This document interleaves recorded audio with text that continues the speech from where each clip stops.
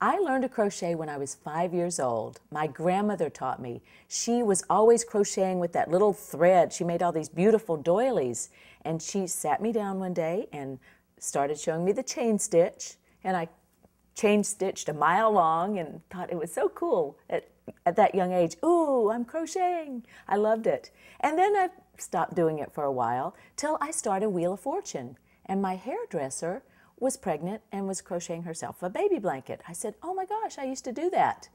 Show me how again. It's been a long time. So I picked it up, and she, oddly enough, was left-handed and was doing it left-handed. So I started doing it left-handed, although I'm right-handed. So that was almost 30 years ago I picked it up, and I absolutely love it. I taught my daughter to crochet. Of course I did, and she absolutely loves it. And I taught her left-handed too, even though she's right-handed.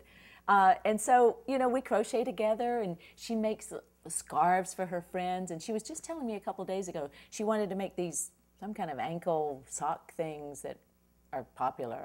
I'm not really quite sure what that is, but she wants to make it. So we're going to have to go and get some more yarn and make it somehow. But the interesting thing about that is when I first started my yarn, of course, my picture's on the yarn, on this skein of yarn, right?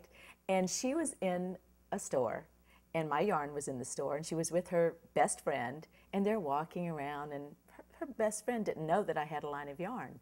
And so they're in the yarn department, I guess, and she sees my skein of yarn, she sees my picture on it, and her friend goes, "That's your mom! Your mom's on the yarn! What? How is that possible?" And she was so proud. It's like, yes, my mom has her own line of yarn. And that is her picture, and yes, she is my mom.